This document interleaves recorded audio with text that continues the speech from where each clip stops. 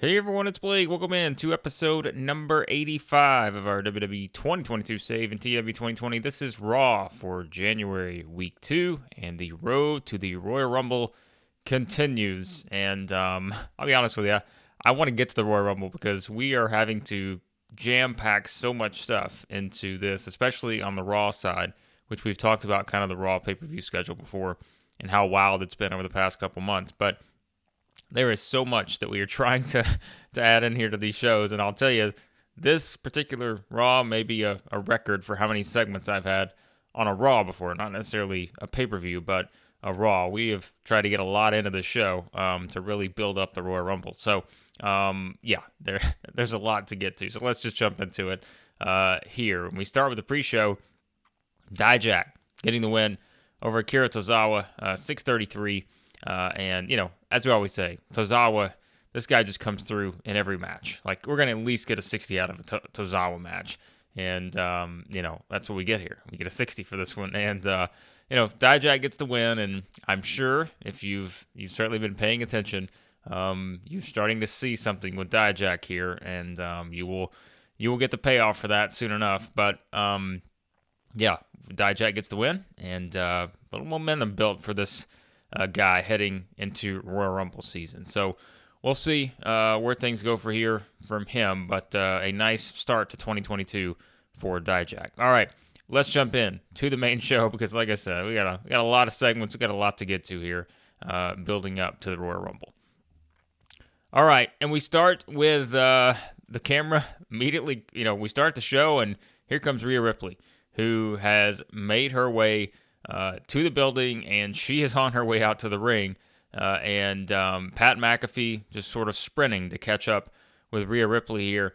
And Ripley says that, Pat McAfee wants to know, you weren't here last week. And, Austin said he kind of made sure you weren't here. He knew what you could do because of how unhappy you were at what happened at Armageddon with Bayley basically calling off the Women's Championship match due to a technicality because she didn't have to defend her title. And Ripley still furious, as we can tell here, just coming in and, Pat wants to know, what are you going to do? What are you thinking here? And Rhea Ripley just says, look, I'm not playing any games with Bayley. I'm done with it. I'm here to get my championship back. I won the Mae Young Classic. My prize was what Bayley has around her waist, and I am going to get my championship back no matter when that is.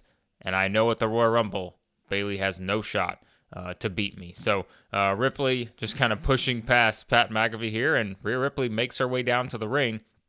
And as she gets into the ring, she is not happy here. And then before she can say anything, this gets a 74. Here comes Bayley. And it is Bayley alongside Carmella, who we've kind of seen these two paired together in recent weeks. Bayley comes out before Rhea Ripley can even say anything once she gets to the ring. And Bayley says, oh, I just heard everything you said, but guess what? You still have to keep waiting. Because, as I've made clear, I don't have to defend my championship until the Royal Rumble. You can't do anything to me. You can't take this title back. So Bayley just continuing to kind of shove this in Rhea Ripley's face that she still has to keep waiting for that opportunity to get her championship back. And that is when Bayley says, but just because you can't fight for my championship doesn't mean you can't fight. And that is when Carmella starts speaking up, and Carmella says, I want my respect around here. I keep saying it, and no one gives me any respect. But she says, that's what I want. And, just like last week, she didn't get any respect from Sasha Banks or Naomi or any of those people. She wants respect from Rhea Ripley. And that's when Carmella says, I'm going to come down there and I'm going to beat you. And then maybe I'll get my championship match against Bayley. And Bayley just kind of nodding her head. Yes, absolutely. You will get a championship match if you go down there and beat Rhea Ripley. Bayley just kind of encouraging this. So that leads us into an impromptu match here. This gets a 68. And well, if you think that we're changing our Royal Rumble Raw Women's Championship match to Carmella versus Bayley, you would be mistaken, because that's not going to be the case, because this is just pure destruction. Rhea Ripley just destroys Carmella in 5 minutes here, Riptide. gets the win. I honestly thought about making this a little shorter, but we just kind of needed the time for the show. This gets, again, 54. Lack of psychology. Who cares? This was nothing more than a squash match. So Ripley just destroys Carmella. So, a very angry Rhea Ripley right now, who's very impatient at this point. She wants her championship back, but unfortunately, that match set for the Rumble, and she cannot get it back before then. So, Bayley seeming very confident right now. We'll see how confident she is as we get to the Rumble. All right, 54 for this one. All right, and then backstage, Mick Foley is here, so that's when you know it's important. When Mick Foley shows up on Raw, he is with Steve Austin, so our two general managers are currently working out the situation with the U.S. title. Mick, though, before they get into that, Mick says, look, Steve, I know we're here to talk about this U.S. title situation, but I want to congratulate you. I'm putting together a great main event tonight, and that's when Austin says, yeah, we're going to find out just how strong Edge and Randy Orton and Christian's friendship is, because we're going to put Edge and Christian in a tag team match for the first time in years here tonight in the main event of Raw. And that's when Foley says, yeah, they're going to have a challenge, though, taking on Big E and Sheamus. So there's your main event, Edge and Christian teaming up for the first time in years on Raw.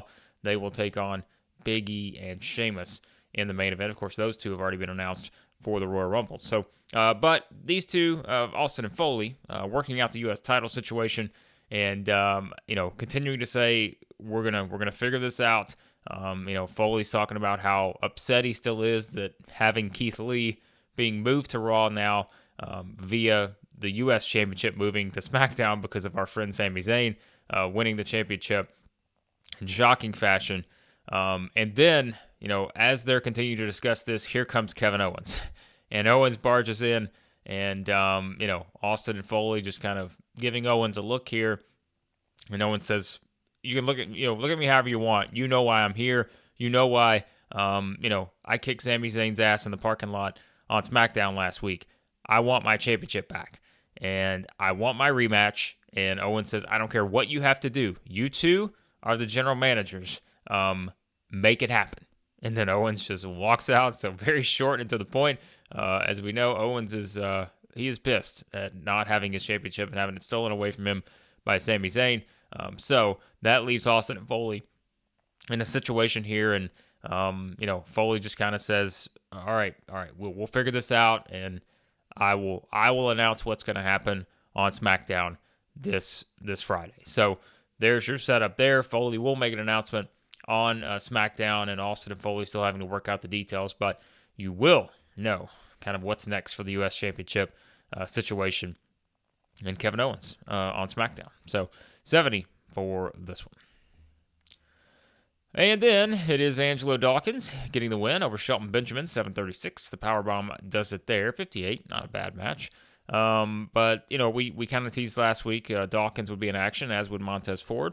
And it's Dawkins getting the win here in singles action to kind of build some momentum for him. So, not a whole lot else to add to this for this particular week. But there will obviously be more to come that Dawkins will be involved in leading up to the Rumble and the Rumble itself. So, 736 victory here for Angelo Dawkins. And then it is Austin. We cut backstage again. Steve Austin's on the show a lot, folks. I'm just going to be honest with you, but come on, we want the ratings. Austin is backstage, and here comes Keith Lee. Because as we know, we just talked about the U.S. Championship situation. It is now reverted to SmackDown because Sami Zayn won the title.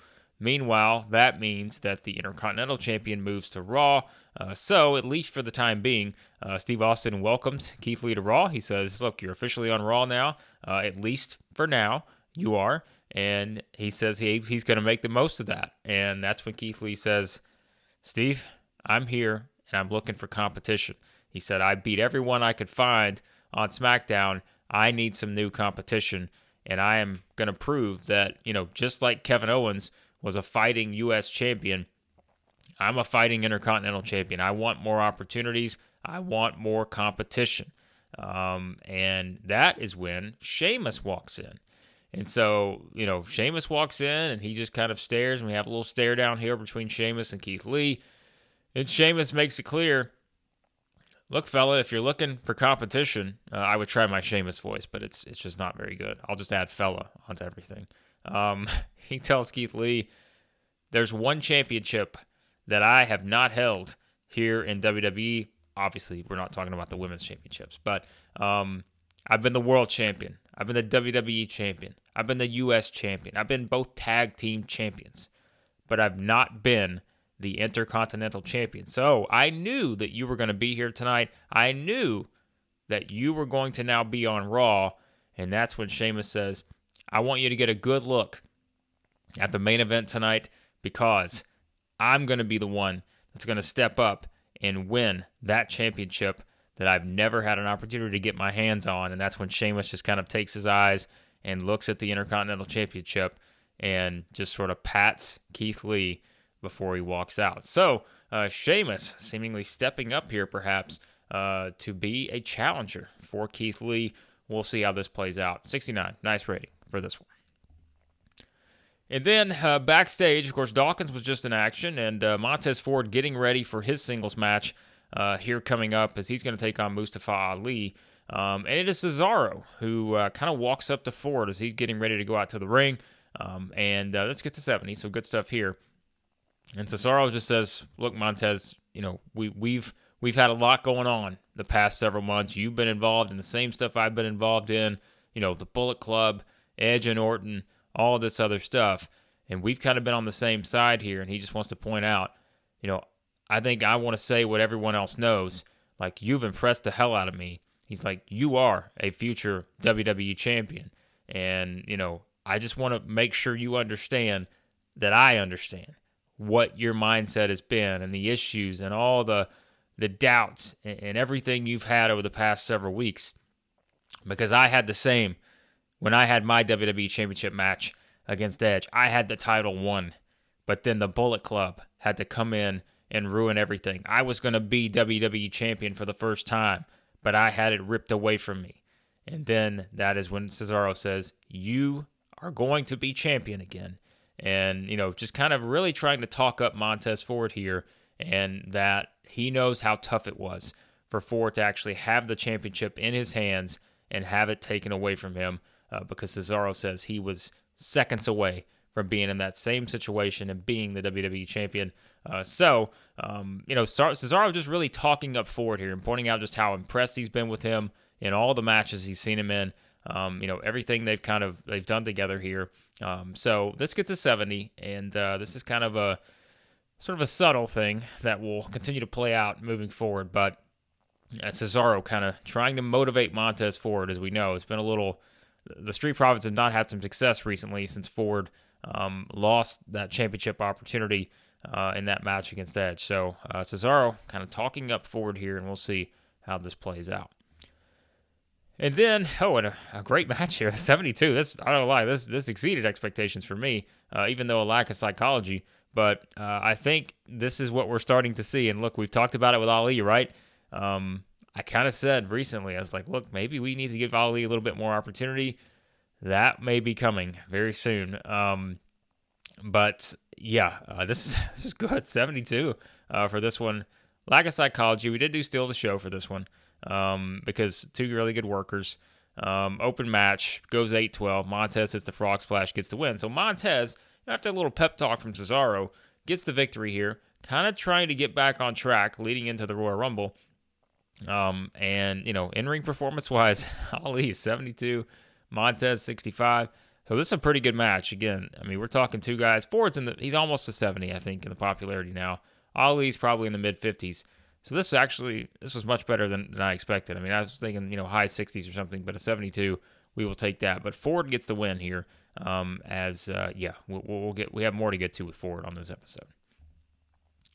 And then it is Pat McAfee with the Lucha Brothers, and it is Penta, Phoenix, and it is Penta saying that they've said they had a goal since they've come to WWE. That started with Rey Mysterio taking out the Mysterio family, and then they set their sights on the tag team championships, and their goal has stayed the same, and that is when Penta says, we are going to do what it takes to become the tag team champions at the Royal Rumble in the ladder match against our current tag champions, Jeff Hardy and Ricochet Enigma. And that's kind of that. Penta just making it clear and really stressing that they're going to do what it takes to be the tag team champions. So 62 for this one, and we got a really fun match coming up next. And I'm going to go ahead and just give you the lineup and let it set in for a second, because I want you to think about this match in a 6-way scenario and how crazy this match could be. It's going to be the Lucha Brothers teaming up with John Morrison to take on Jeff Hardy, Ricochet, and Rey Mysterio. So, I mean, think about the high-flying action we're going to get in this 6-man tag here. And I really hope this one does well, because, I mean, what a group of 6, right? The Lucha Brothers and John Morrison against Rey, Jeff Hardy, and Ricochet. I mean, somebody is going to be, like, flying, I don't know, off somewhere. Like, there's going to be people just soaring all over the place in this match. So, let's get into it. I'm pretty excited about this one. When I put this together, I was like, what a pairing this is. Here we go. But first, we get into the match. So, a little, match angle here. You guys know I like to use those. And we see, during the match, Dominic not involved here. Rey is in the match in the 6-man tag. But we see on the outside that Angel Garza is back. So, if you remember last week on Raw, Garza's just kind of shouting out some words of support to Dominic and not really doing anything else other than that. And Rey had enough. Rey just jumps up on the apron and just leaps into the front row, knocks out Garza. And Dominic's just kind of left there staring, like wondering what the hell just happened.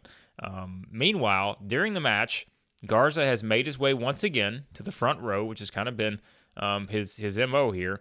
And he kind of just starts talking to Dominic. And we can see that Dominic a little bit more receptive this time. Dominic's just kind of talking to him and then just, kind of looking back at Rey, and Dominic just kind of keeping a smile on his face here, trying to say, look, I don't want to get involved in this. Like, I don't know what's going on.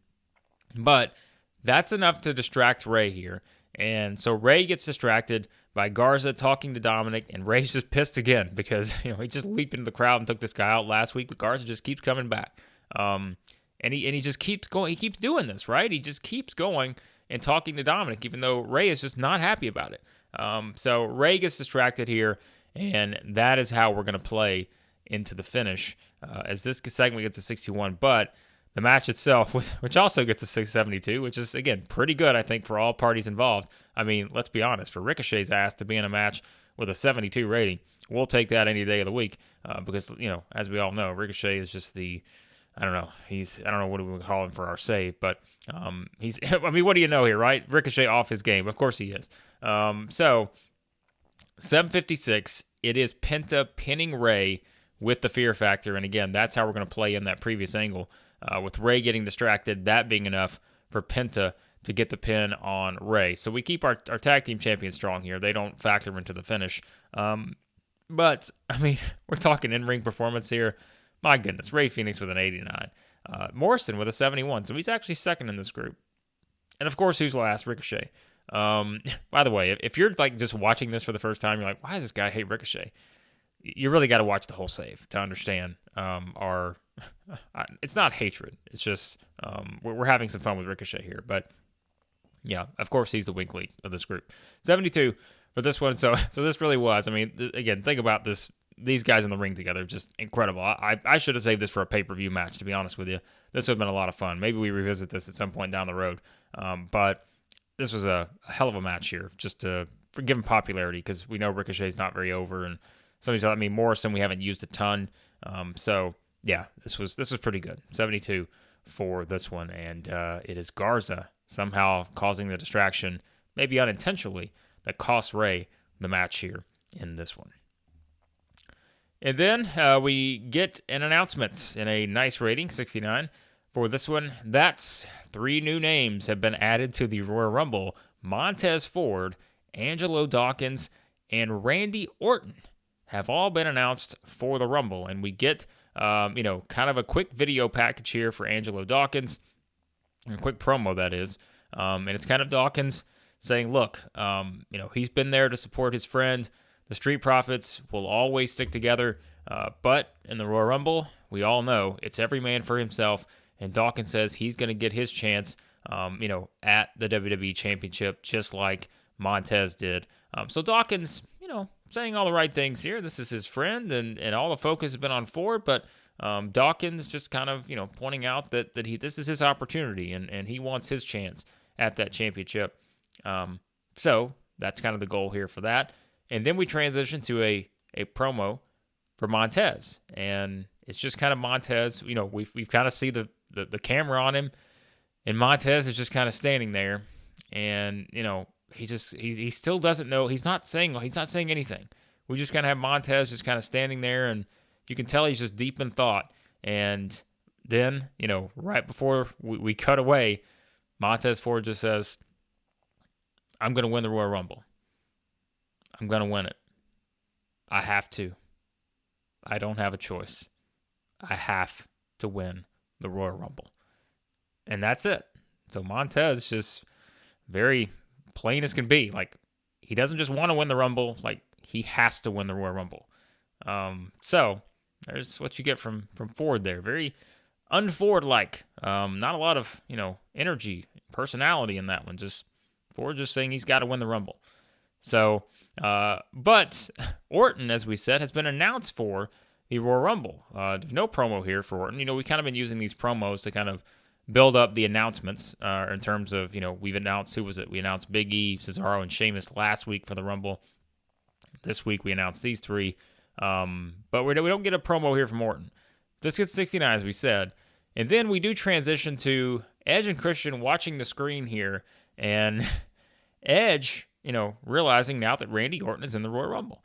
And another nice rating here, 69. By the way, some of these ratings, you're looking at it and thinking, Edge and Christian only a 69 rating.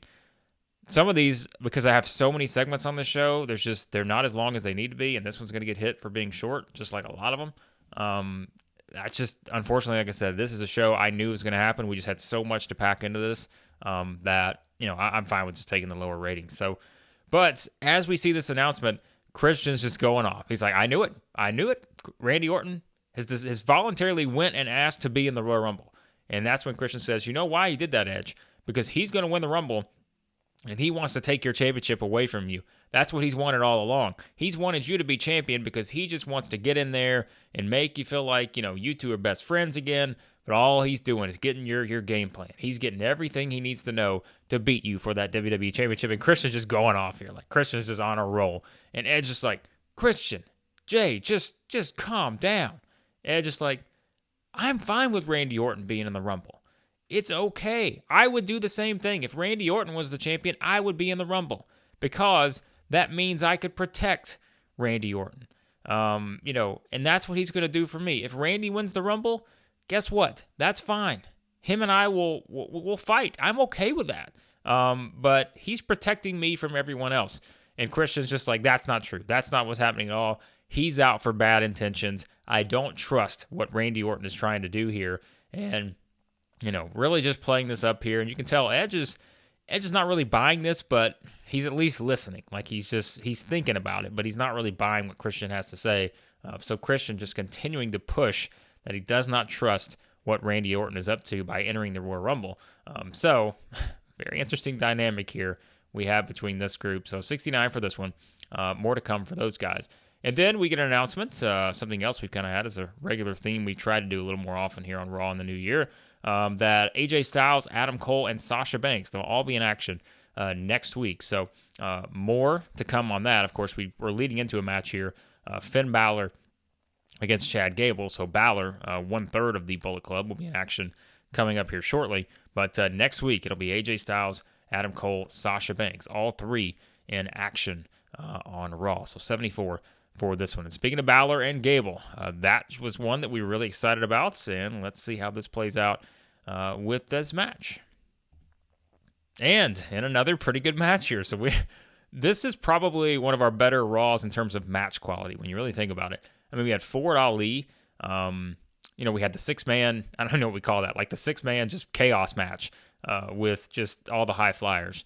And now we've got Balor versus Gable, which gets a 70, which I'm okay with because, as we know, Gable's popularity is still like in the upper 40s, and we've really tried to do more work with him here. But as you can see, that momentum for Chad Gable that he's been building up doesn't continue here because it is Finn Balor getting the win over Chad Gable. I know this is a little short, but again, this was for time purposes. I had to make this match a little shorter than probably I wanted it to be because we had so much to fit into the show.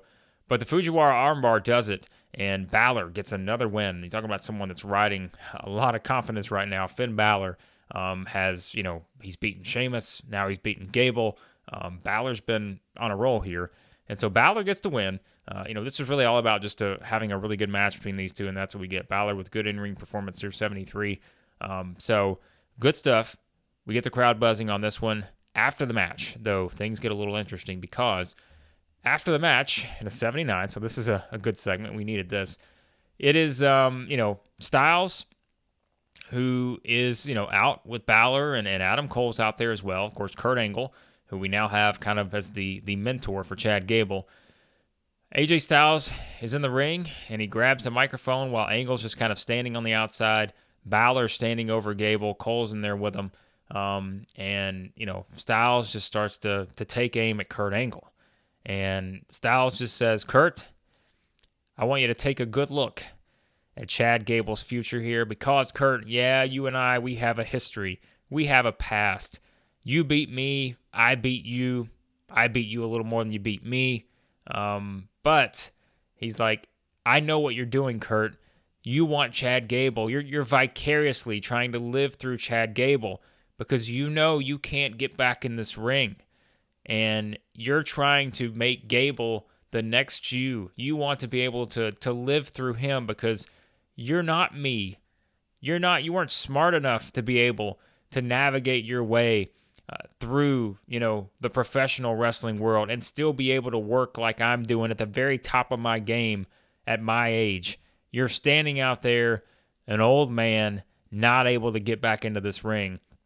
And Styles knows, I know that just gets at you every single day, every second. You want to be in here doing what I'm doing. You want to be in here doing what Chad Gable's doing.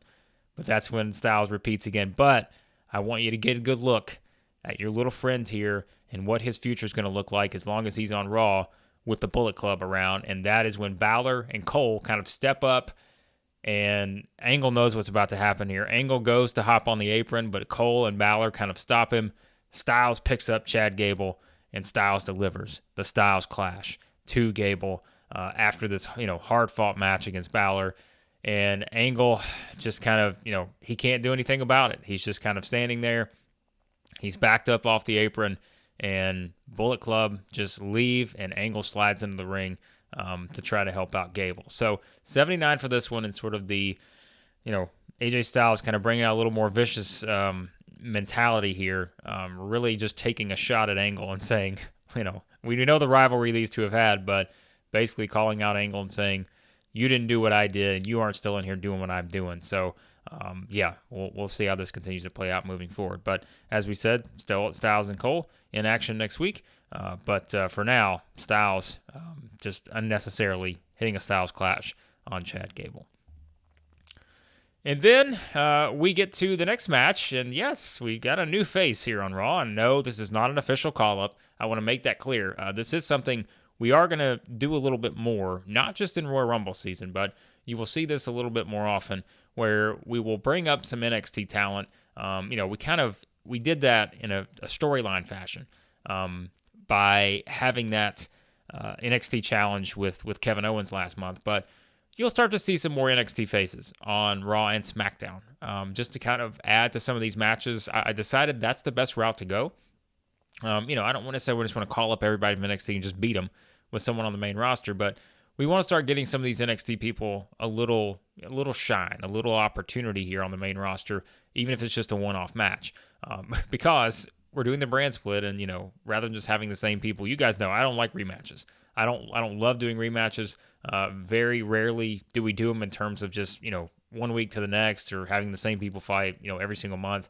We try to keep some variety in there, and if there is a rematch, there's a big story reason for it. So we try to do that as much as we can. So we get a match here, and it is Becky Lynch, who, as we hyped up last week, would be in action. And she gets the quick win. I mean, another nice rating here, 69, as she beats Gigi Dolan in 4:59. The Disarmer does it. Becky, of course, 83. Gigi with a 39, so not great. But we are, again, we're starting to kind of look at some potential options for call-ups in the future. And so we're going to give some people an opportunity in some matches. And I think it's kind of fun to be able to do that. There are some other people, I won't completely give it away, but there are some other people you've seen in some of these spots before in this series that will eventually be called up here very soon. So these are some of the things that I just, it's a little more, it's fun because I want to see, what we get out of some of these people. So Gigi Dolan in the spot, of course, as we know, reality, part of Toxic Attraction. Although we have Mandy, of course. She's not in Toxic Attraction here. We have Mandy doing something else with Sonya and Shayna, but we want to see what we got here. She's not very over. Like, her overness is like in the 20s, I think, in NXT. So, but we do bring her up. We gave her an updated photo here, and so Becky gets the win, and we did change Gigi Dolan's gimmick here. Now, I know what you're thinking. Why the hell would we change someone who has a legendary gimmick to something else? Because it's legendary. Why would we not? Well, turns out when I went in to check it, because I always try to do this before we put someone like this in that we haven't had in main competition, is it's not suitable for a heel. So, but she's a heel, and so we needed to change it. So I'm just going to change it, and you know what? If it doesn't work, whatever. But we're changing it to Devilish, which is somewhat similar. It's just sort of, again, kind of the dark personality, but very, I think it was called like mischievous is what it's called. So we're gonna kind of play up a lot of that. So let's see how it does. So it gets great. So that's perfectly fine. So we will take that, and that's perfectly fine. So there you go, Gigi Dolan on Raw, but she does not pull the upset against Becky Lynch. But this is more about what happens after the match, and that is when Becky grabs a microphone. And Becky says that she is on her journey back to the WrestleMania main event, and she knows what it takes to get there. And she starts naming off all the different women, she says, that could be in the Women's Royal Rumble. She starts talking about how impressed she's been with Toni Storm. She knows Liv Morgan has not exactly, had a great run, but she knows what Liv is capable of. She's just kind of hit a run of bad luck in this. So she knows that those two could be factors in the Rumble. Then she says, what about, Carmella? Well, he's like, never mind. Carmella's not going to win the Rumble. So sorry, we're picking on Carmella here. But, then she starts talking about Sasha Banks and Naomi and all these different people. And also mentions, well, we also know that, whoever loses the Bayley Rhea Ripley match, they're going to be in the Rumble too. So Becky just kind of hyping up some people here, which is what we wanted to do because we couldn't get, everyone on the screen necessarily. Like Tony and Liv, they're not on this show, but having Becky talk about them could do just as much for them as anything else. So we have kind of Becky hyping them up, and that's kind of the goal here. But she says, I know what it takes to win the, to be in a position to where I can get to that WrestleMania main event. And I know this year I have to do it by winning the Royal Rumble. But she says, once I do get to that WrestleMania main event for the Raw Women's Championship, I've already beaten two people, and I'll beat anybody else that I need to, whether it's Bayley, whether it's Rhea Ripley. She doesn't care. She's going to get the championship because she is the man, and she will take on all comers. So 77 here for Becky, and just kind of playing up, her journey, her goal to get back to not just, winning the Rumble, but she wants to be in the WrestleMania main event again. So that is Becky's goal here. And then afterwards, we get Sasha Banks. Here comes Sasha, and it is Sasha coming out on the stage. Becky's in the ring, and it is Sasha saying that, it's fine and all that you mention all these different people, Becky, but you did mention me. And Sasha just says, you may be the man, but I'm the boss. And Sasha says that there's one person you're going to have to go through that's going to be much tougher than anybody else you name, and that's going to be me, because I haven't had my chance to be in the WrestleMania main events. I haven't gotten the opportunities that have been handed to you. So Sasha really kind of playing up a full-blown heel here, but we know there's been tension between Becky and Sasha before, and Sasha just saying she's going to earn her spot by winning the Royal Rumble, and then she's going to get what she's rightfully deserved and earned, and that is getting her shot once again at the Raw Women's Championship. And she says she wants to be part of the WrestleMania main event because she's tired of being held back and thinking that she's not good enough. Everyone thinking that she's not as good as Becky Lynch and all this other stuff. So basically, Sasha telling her, Becky, you got to go through me. And maybe the difference this time is now I've got some help, which, of course, we probably understand what Sasha's insinuating here. We had Naomi show up on Raw last week, of course, part of that trade with Mandy Rose. But Sasha saying that, now I've got some help. So there you go.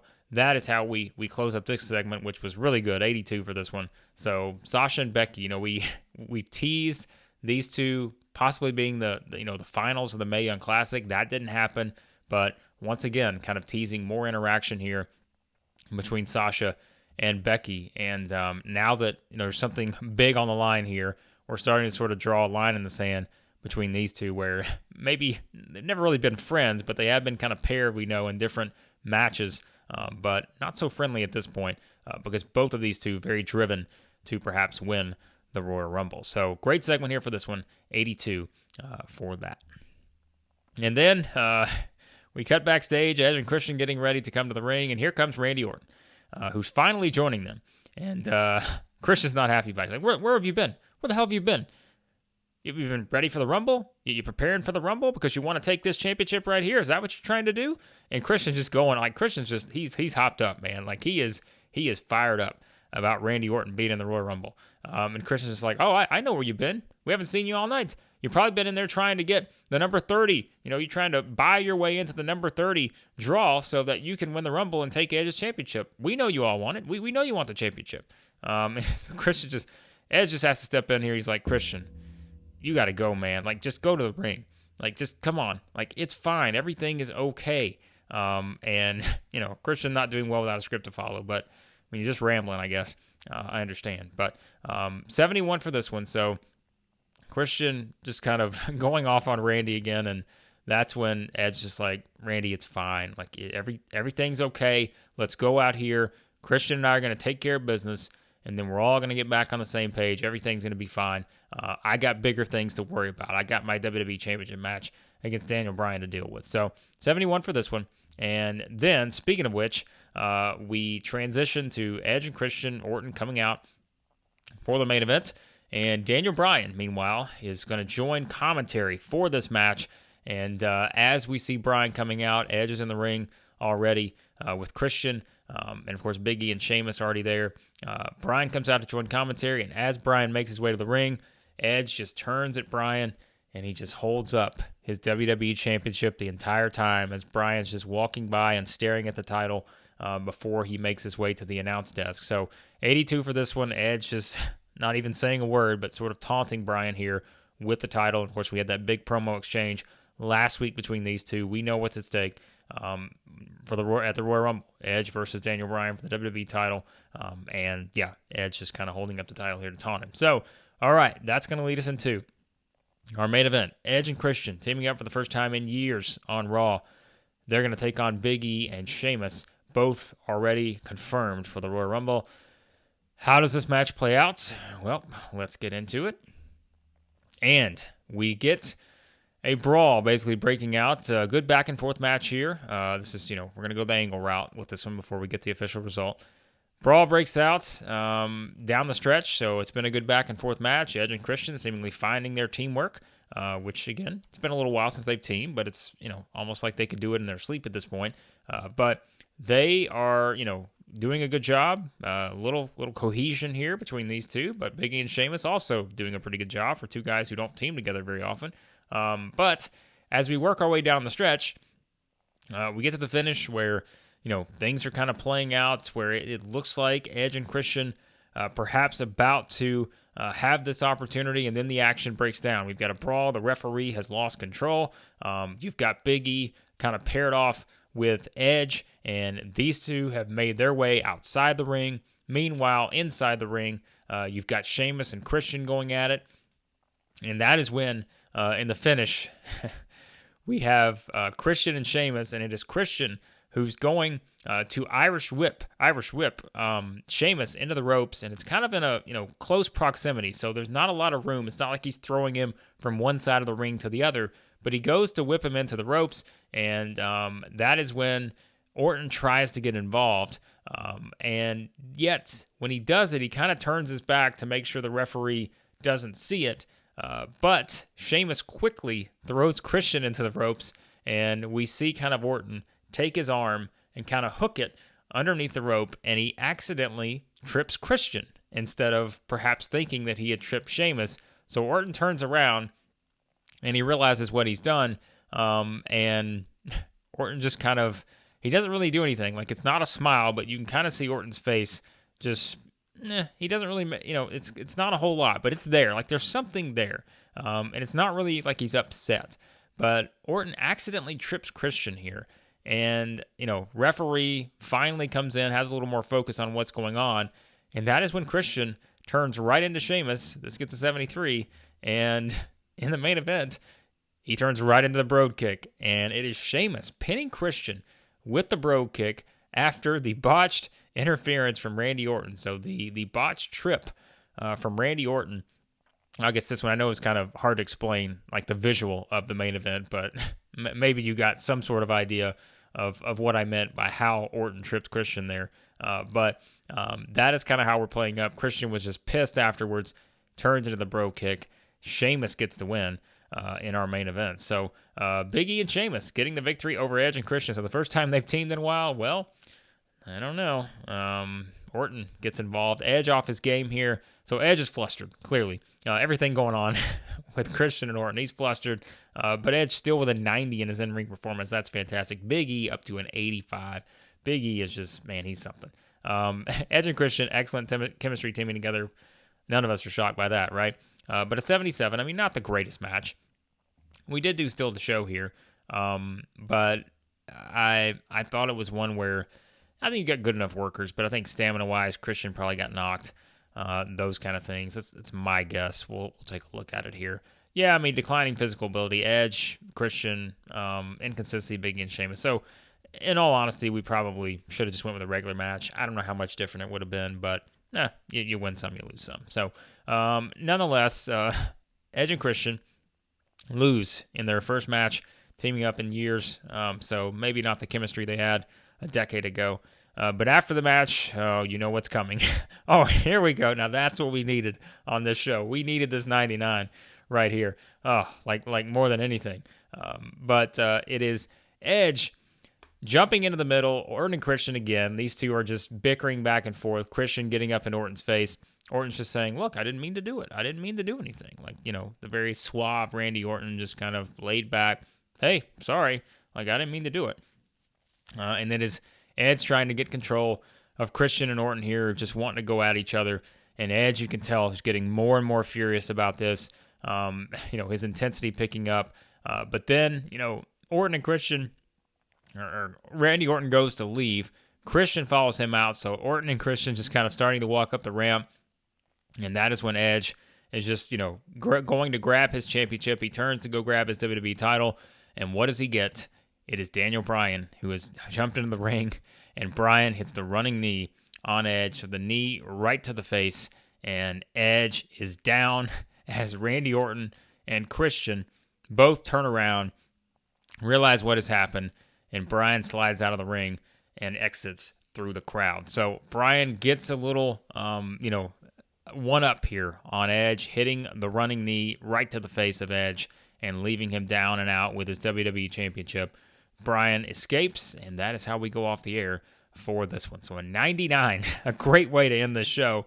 We really needed that, to be honest, on this one because, like I said, a lot of the stuff in that 70s range, but we really needed a big go-home segment, and boy, did we get that here. Fantastic stuff from everyone involved, even without Christian here not performing poorly. So what a finish to the show, and that should help our rating, and it does indeed. 84 for this one, so we gained some popularity. But I tell you, this was look as I'm going down this line, look how many segments we had on this show. I want to say we had 25 segments for this one. You guys probably think I'm a madman, but there was just, like I said, there's just so much to try to pack in really have the Rumble situated the way we want it. So, yeah, there's just a lot to get to. And we did have some good matches on this card. Like, again, some of these, like Ford and Ali, John Morrison, Lucha Brothers versus Rey Mysterio and Enigma. I'm going to find a way to make this a pay-per-view match again. I'm in love with this six-man tag. Balor and Gable was good.